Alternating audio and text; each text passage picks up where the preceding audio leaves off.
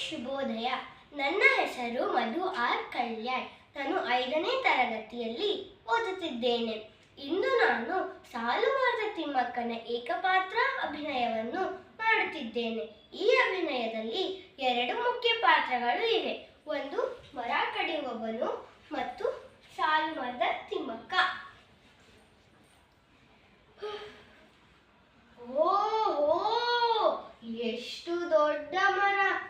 ಈ ಮರವನ್ನು ಕಡಿದರೆ ಚೆನ್ನಾಗಿ ದುಡ್ಡು ಸಂಪಾದಿಸಬಹುದು. ಕಡಿಯೋಣ ಕಡಿಯೋಣ.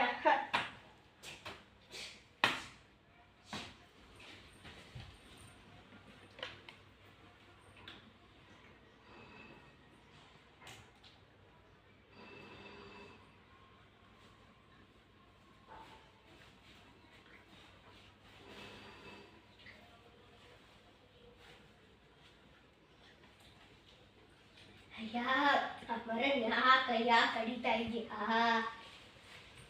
ನಾನು ಏನಾದ್ರೂ ಮಾಡ್ತೀನಿ ಅಜ್ಜಿ. ನೀನ್ ಯಾರು ನನಗೆ ಹೇಳಕ್ಕೆ? ನೀನ ಬೆಳೆಸಿದ್ದು ಈ ಮರನ? ನಿಂದ ಈ ಮರ? ನೀನ್ ಯಾರು? ಹೋಗು.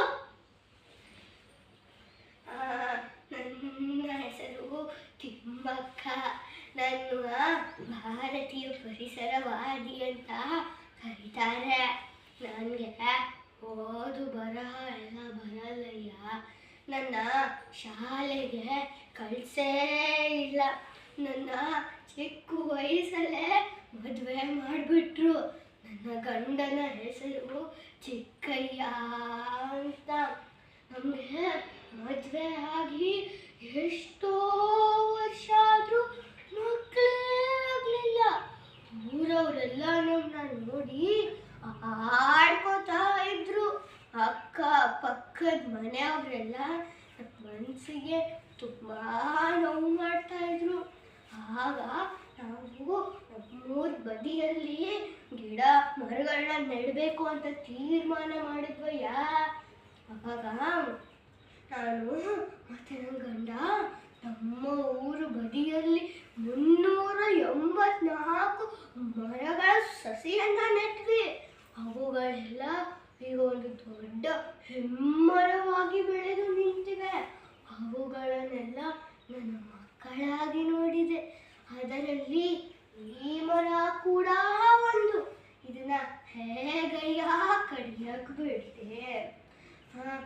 ಅದು ಈ ಮರಗಳನ್ನೆಲ್ಲ ಕಡಿಬೇಡ್ರಯ್ಯ. ಅಷ್ಟಕ್ಕೂ ಈ ಗಿಡ ಮರಗಳನ್ನ ಕಡಿಯೋದ್ರಲ್ಲಿ ಏನ್ ಸುಖ?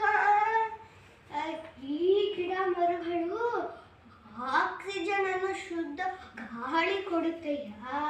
ಅದ್ಯಾವುದೋ ಬಂದಿತ್ತಲ್ಲ ರೋಗ, ಅದು ಕೊರೋನಾ. ಎಷ್ಟೋ ಜನ ಆಕ್ಸಿಜನ್ ಇಲ್ಲದೆ ಸತ್ತೋಗ್ಬಿಟ್ರು.